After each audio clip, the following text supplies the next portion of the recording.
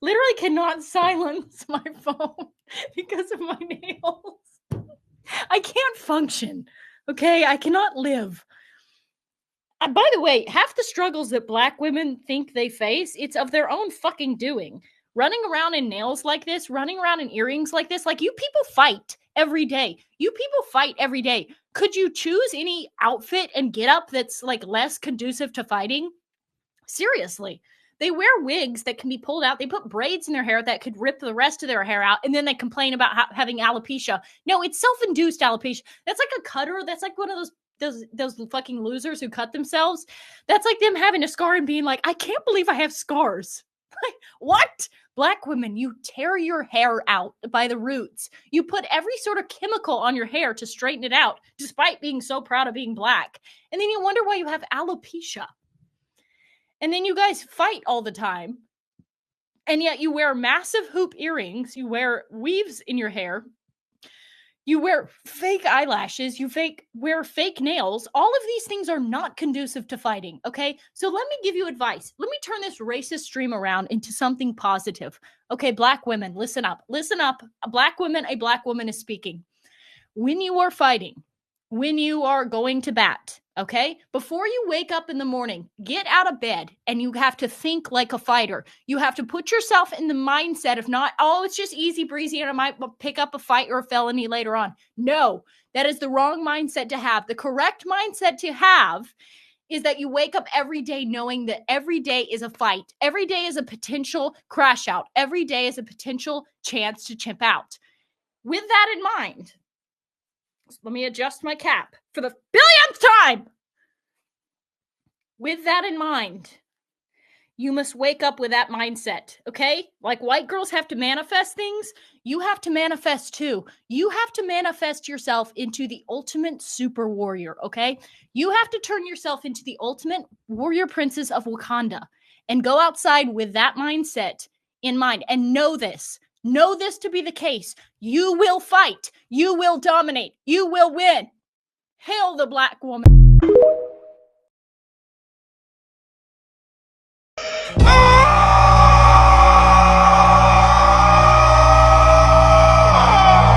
I'm gonna do this before I take a shower, but I wanted to talk about this, take a shower, and then hopefully I'll have enough time to edit this and then put it up before I go to work. When Bruce Lee died, all right, there was a bunch of Bruce Lee movies made after they died, and it was called Bruce Lee-ification. It was the same thing probably when Elvis died. There was a bunch of Elvis impersonators, and the same thing with Michael Jackson. Even though Michael Jackson was alive, there was a lot of Michael Jackson impersonators. So, when they see, and it's the same thing with Kevin Samuels. All right, we're seeing it with Kevin Samuels. When I said Kevin Samuels died, I said there's going to be a lot of copycats. And there was. Some of them are not as good. And this is the part I'm getting at. Usually when someone dies and they're a big impact on somebody, is just like there's always like people wants to mimic or like want to take their place, and they're not as good or they're even worse. Now, with that being said, Charlie Kirk passed away. I don't think that man was great. Let's just start by saying that. I'm not bootlicking. I don't think that man was great, but I know he did have an impact to some of these white people where they're looking at him as their Dr. Martin Luther King. So we're just going to be saying that. Or at least for the conservative people. They were conservative white men's Dr. Martin Luther King. Now, and a bunch of bootlicking coons. With that being said, when he died, I said there are going to be people that's going to try to take his spot. And they're not going to be as good. And I don't even think Charlie Kirk was that good. But there's going to be people that's just not as good. And that's what you're seeing with this white woman with the black face. And then she's trying to throw out all the racist stats that,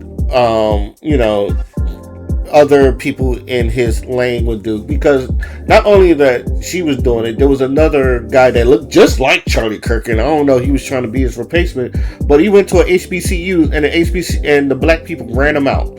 He wasn't supposed to be there legally anyway, so he was trying to start a ruckus in a black college, and thankfully black people didn't take the bait. And but they did get him the fuck out of there because on there they didn't get him the fuck out of there. They tried chastising him, but I'm just glad they didn't put hands on him because not to say it wasn't justified, but it shows that we know bait when we see it. And this is what I'm trying to get at right here.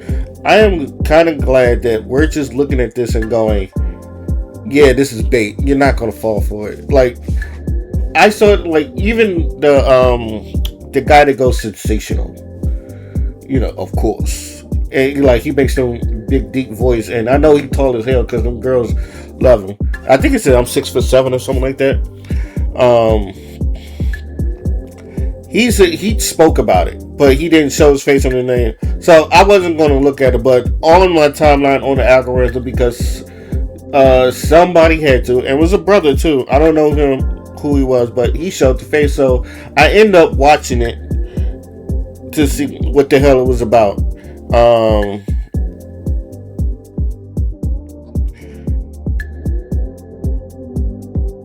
Yeah, I'm 6'7". That's the guy's name.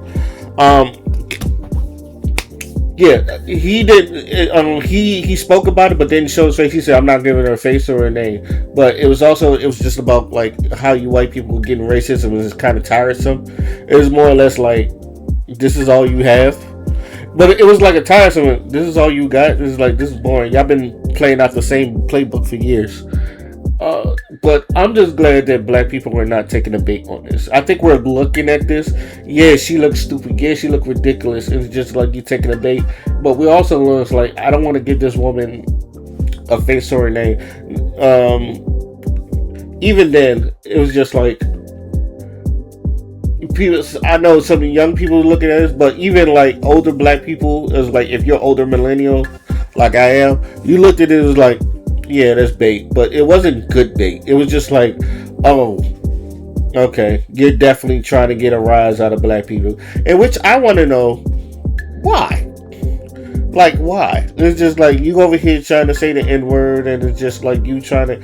It's like if this is the only way you feel like you get viral, and honestly, that goes on how you felt like getting viral or some shit like that. You could have done anything else, but you want to spike the N-word and then try to go against black women and all the other things you trying to put on black women. That it's just like, this is not good.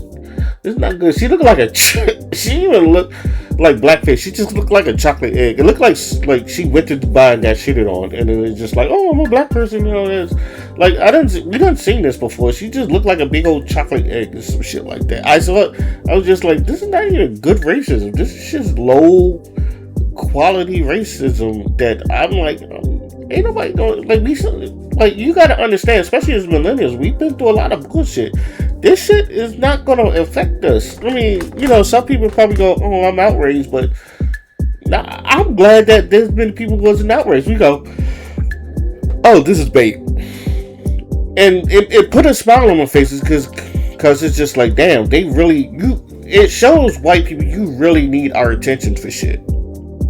Y'all, especially some of you racist people, I feel like y'all say like, and this has always been my theory, racism, they need us.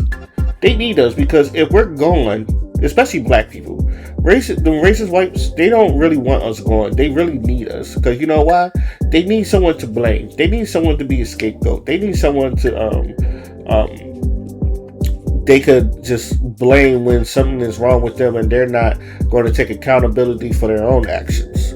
They need someone else to blame. That's why they're going against Jews. That's why they're going against blacks. That's why they're going against immigrants. It's just like, oh, it's not my fault. It's the damn immigrants taking over our jobs. Oh, it's not our fault. It's them black people. Is whatever the fuck we're doing. Oh, crime is high. What about Chicago? It's like, y'all, it shows y'all need us because y'all want us to be scapegoats.